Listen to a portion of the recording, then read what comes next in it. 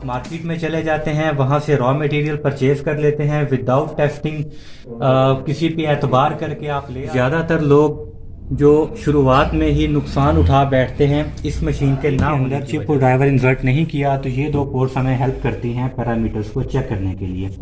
एक बड़ा कॉमन सा क्वेश्चन आता है कि अगर हमने ये देखना हो, असेंबलिंग से पहले ये देखना हो कि आया कि हमारी सारी चिपें ठीक हैं या नहीं, तो उनको कैसे चेक? चिप का पावर फैक्टर है वो आना जो है वो स्टार्ट हो जाएगा। अभी देखिएगा जैसे ही मैंने ये माइनस पे और प्लस पे लगाई ये ग्लो कर गई और मेरा पावर फैक्टर वंस अगेन 0.6 है। ईवेलिडीज में खुशामदीद, मैं हूँ वसीम अशरफ। आज की वीडियो आप लोगों के साथ शेयर करेंगे कि बी लिंक टेस्टिंग बोर्ड, जिसे हम ज़्यादातर टेस्टिंग मशीन के नाम से जानते हैं, इसके फ़वाइद क्या क्या हैं, इसमें जो ये डिफरेंट पोर्ट्स आपको नज़र आ रही हैं इनको हम किस तरह से यूटिलाइज करते हैं, पैरामीटर्स कौन कौन से हैं जिनको देखना ज़रूरी है और इन पैरामीटर्स के ज़रिए हम क्या नताइज अखज़ करते हैं।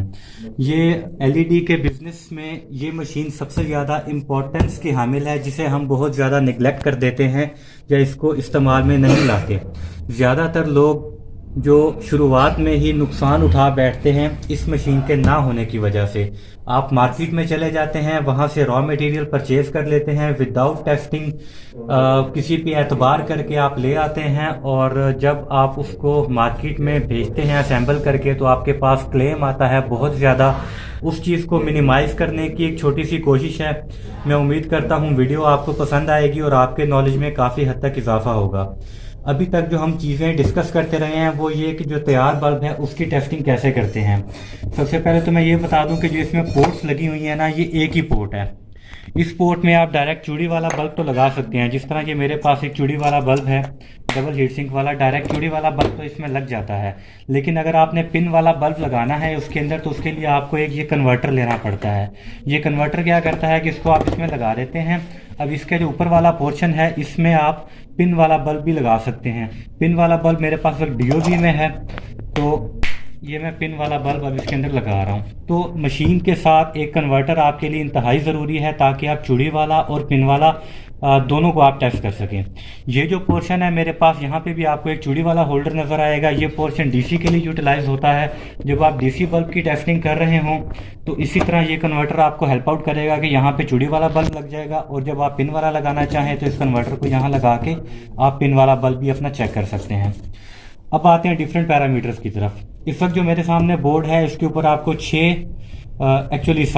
7 आपको ये एलसीडी लगी नज़र आ रही हैं। इसमें सबसे ऊपर लिखा हुआ है पावर एफिशिएंसी, आपकी डिवाइस की पावर एफिशिएंसी कितनी है। उसके बाद एसी वोल्टेज, इस वक्त ये डिवाइस एक्टिव है, ऑन है, आपको यहाँ पे 232 वोल्ट या 233 वोल्ट नज़र आ रहा है कि वाबडा की तरफ से इस वक्त हमारे पास जो लाइट आ रही है उसमें 232 वोल्ट हमें मिल रहे हैं।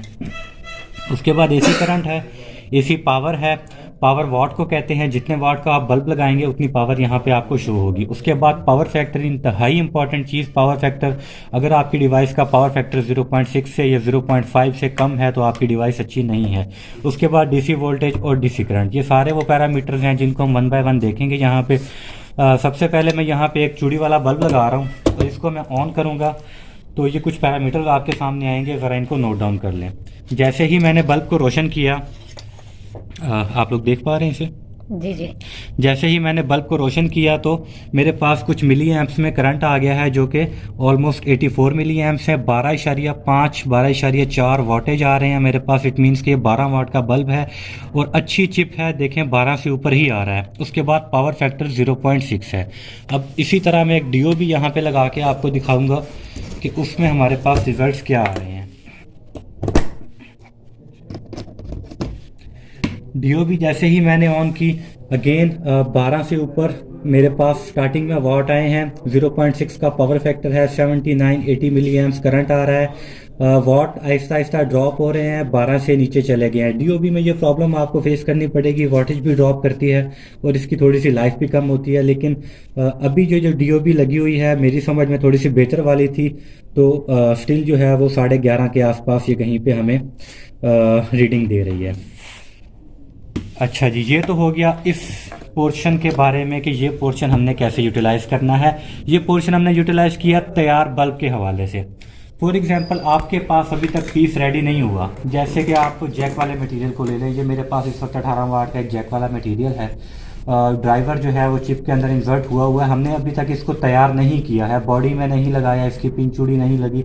अगर आपके पास कोई पीस तैयार नहीं है, इसको चेक कैसे करना है, उसके लिए ये दो पोर्ट्स हमें ऊपर नज़र आ रही हैं, एक रेड है एक ब्लैक है। कोई भी एक वायर जो है वो आप रेड वाली पोर्ट में लगा दें, दूसरी वायर जो है वो आप ये ब्लैक वाली पोर्ट में लगा दें। लगाने के बाद आप इसको ऑन करें। चिप जो है वो जल गई है। अगेन वही पैरामीटर सारे यहाँ पे शो हो रहे हैं। 16 पॉइंट समथिंग का वाट आ रहे हैं, 0.6 का पावर फैक्टर है, मिली एम्प्स में 112 मिली एम्प्स करंट है, जो कि ये 18 वाट की चिप थी, लेकिन कोई ज़्यादा पायदार मुझे नहीं लग रही, क्योंकि 16 वाट दे रही है स्टार्टिंग में, और आहिस्ता आहिस्ता इसने रिड्यूस भी करना है। तो अगर आपने बॉडी के अंदर चिप और ड्राइवर इंसर्ट नहीं किया, तो ये दो पोर्ट्स हमें हेल्प करती हैं पैरामीटर्स को चेक करने के लिए। एक बड़ा कॉमन सा क्वेश्चन आता है कि अगर हमने ये देखना हो, असेंबलिंग से पहले ये देखना हो कि आया कि हमारी सारी चिपें ठीक हैं या नहीं, तो उनको कैसे चेक करना है। यहाँ पे आपको टू ड्राइव द इनपुट की एक पोर्ट नज़र आ रही है, इसी तरह टू ड्राइव द आउटपुट की एक पोर्ट नज़र आ रही है। हमारा जो ड्राइवर होता है, स्पेसिफिकली जो टांके वाला ड्राइवर होता है, इसकी ये 4 तारें होती हैं। तो जो इनपुट वाली साइड है, कोई सी भी 2 पोर्ट्स आप यूटिलाइज करके वहाँ पे ये 2 तारें आप इनपुट वाली पोर्ट में लगा दें, जैसे कि मैं आपके सामने लगा रहा हूँ। और इसी तरह आउटपुट में आपने थोड़ा सा ध्यान रखना होता है कि जो रेड वाली है वो आपने रेड में ही लगानी है, और जो वाइट वाली है उसको आप ब्लैक में लगा दें।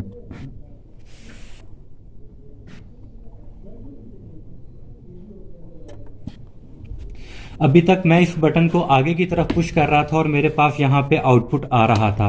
सेंटर में ये ऑफ होता है, आगे की तरफ जब आप पुश करते हैं यहाँ पे आउटपुट आता है। जब आप इसको बैक साइड पे, जहाँ पे ये 2 लाइनें हैं, जब आप बैक साइड पे पुश करते हैं तो आपके पास यहाँ पे कुछ रीडिंग्स आना स्टार्ट हो जाती हैं।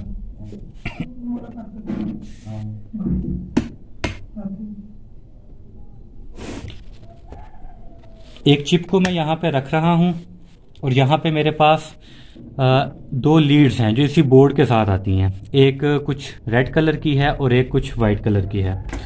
मैं ज़रा से एक दफ़ा रीचेक कर लूँ, क्योंकि रीडिंग जो है वो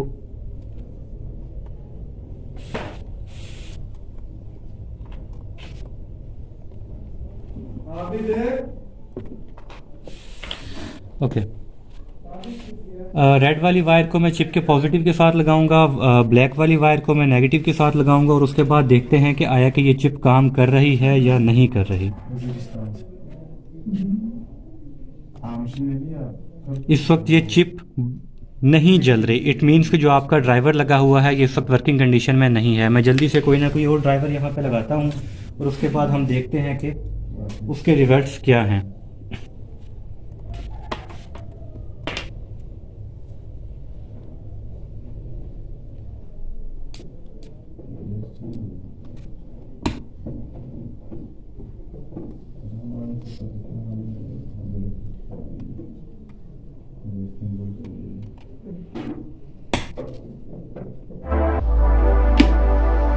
जी, पहले वाला ड्राइवर हमें यहाँ पे रीडिंग नहीं दे रहा था।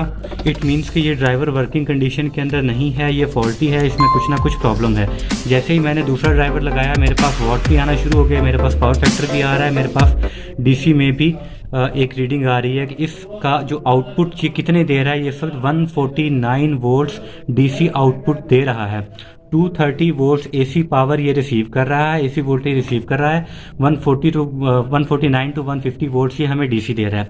अब जैसे मैं इन लीड्स को इसके साथ कनेक्ट करूंगा तो ये चिप भी रोशन हो जाएगी, और हमारे पास इस वक्त जो चिप का पावर फैक्टर है वो आना जो है वो स्टार्ट हो जाएगा। अभी देखिएगा, जैसे ही मैंने ये माइनस पे और प्लस पे लगाई, ये ग्लो कर गई, और मेरा पावर फैक्टर वंस अगेन 0.6 है। इसी पावर जो मेरे पास आ रही है वो 12.3 टू 12.6 जो है वो वेरी कर रही है, यानी कि अच्छे वाली चिप है।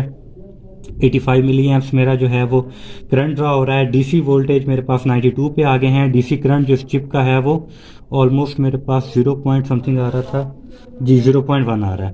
तो ओके, पावर एफिशिएंसी रह गई है। वन सेकेंड प्लीज़ जी। पावर एफिशिएंसी जो मेरे पास है इस वक्त वो है 0.8 की पावर एफिशिएंसी आ रही है। तो ड्राइवर और चिप, जैसे कि मैंने बताया कि ड्राइवर वर्किंग कंडीशन में यहाँ पे चीज़ें आ रही हैं, लेकिन अगर ये चिप यहाँ पे ग्लो ना होती तो इससे हमें ये नतीजा निकाल सकते थे कि ये जो चिप है इसमें प्रॉब्लम है, ये फंक्शनल नहीं है। तो आप एक वर्किंग ड्राइवर यहाँ पे लगा के आपने जितनी भी चिप्स टेस्ट करनी हो 1 बाय 1 प्लेस करते जाएं, सारी चिप्स को आप टेस्ट कर लें और उसके बाद आपको ये तसल्ली हो जाएगी कि आपके पास जो SKD है उसकी सारी चिप्स जो हैं वो वर्किंग में। इसी तरह सारे ड्राइवर इसी तरह टेस्ट किए जा सकते हैं असेंबलिंग से पहले, क्योंकि जब हम असेंबलिंग कर लेते हैं फिर टेस्टिंग करते हैं, जो ड्राइवर नहीं ऑन हो रहे होते या जो डिवाइसेस नहीं ऑन हो रही होती, फिर उसको डीअसेंबल करना थोड़ा सा मुश्किल हो जाता है। अगर आपने पिन लगाई है वो काटनी पड़ती है, चूड़ी काटनी पड़ती है, फिर देखना पड़ता है ड्राइवर में प्रॉब्लम है या आपकी चिप में प्रॉब्लम है। तो मैं आपको रिकमेंड ये करूँगा कि असेंबल करने से पहले सारी चिप्स और ड्राइवर्स जो हैं वो अपने आप टेस्ट कर लें, ताकि असेंबली के बाद जो है वो आपको इस तरह की छोटी छोटी प्रॉब्लम जो हैं वो ना फेस हों। मेरे ख्याल से वीडियो आज की काफ़ी थोड़ी सी लंबी हो गई है, काफ़ी चीज़ें मैंने आपके सामने शेयर कर दी हैं और मैं उम्मीद करता हूं कि आप जब भी रॉ मटेरियल लेने के लिए मार्केट में जाएंगे, किसी भी मार्केट में जाएं, वहां से सैम्पलिंग करें, सैम्पलिंग करने के बाद उसकी प्रॉपर टेस्टिंग करें, टेस्टिंग करने के बाद जो रिजल्ट्स आपके पास आते हैं उनको मद्देनज़र रखते हुए आप अपने लिए रॉ मटेरियल परचेज़ करें। ईवैलिडीज़ के साथ जुड़े रहने का शुक्रिया। वस्सलाम। पाकिस्तान जिंदाबाद।